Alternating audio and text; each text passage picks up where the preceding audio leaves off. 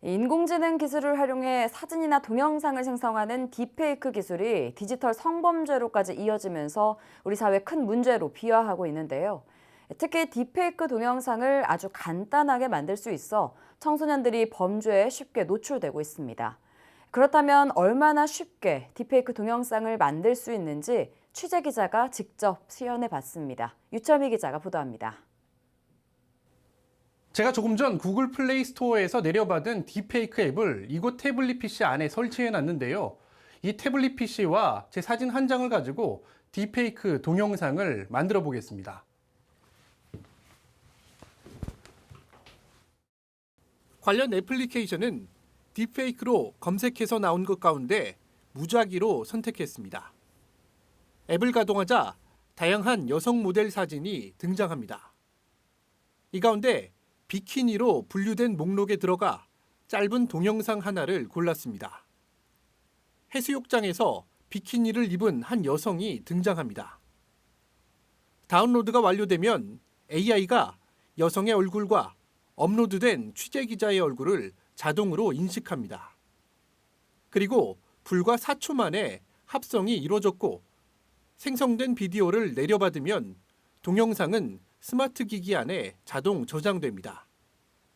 또 공유하기 기능도 있어 SNS를 통한 즉각적인 공유도 가능했습니다.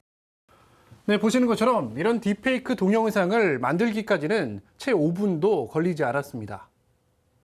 기본으로 제공되는 동영상이 아닌 새로운 동영상을 올릴 수도 있어 생산자가 마음만 먹으면 보다 높은 수위의 딥페이크 동영상을 생성할 수도 있습니다.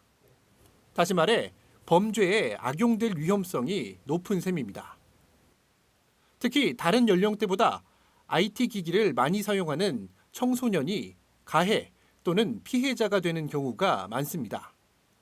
실제로 교육부에 따르면 올해 접수된 학교 딥페이크 피해자 수는 196명에 달했습니다. 특히 전체 딥페이크 성범죄 피의자 중 대다수가 10대인 것으로 나타났습니다. 딥페이크와 관련해서 어떤 가해 행위를 하지 않는 것, 이런 행위를 하지 않는 것, 다른 사람의 사진을 동의 없이 유포하거나 장난으로 합성하거나 제작 의뢰하지 않는 것, 이런 것들을 이야기해 주시면 좋겠고, 또 그런 혹시 내 자녀가 그런 것들을 하고 있다라는 것들을 알게 됐을 때 돈 주고 뭔가 디지털 장애사들을 만나는 방식으로 해결하시기보다 내 아이가 어떻게 하면 조금 더 책임감 있게 이것들을 책임질 수 있을까에 대해서 같이 좀 교육 받으시고 상담 받으시는 것들이 좀 필요할 거라고 생각합니다.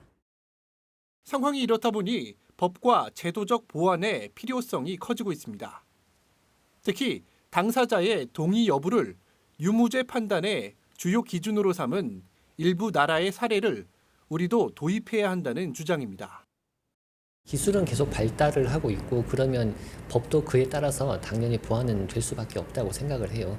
지금 형량을 거기에 실정적으로 맞추는 것도 필요하다고 볼 수 있고, 그리고 이 법에 따라서 그 제도적으로 이런 일이 일어나지 않도록 교육 등을 좀 더 강화하는 제도도 필요하다고 봅니다.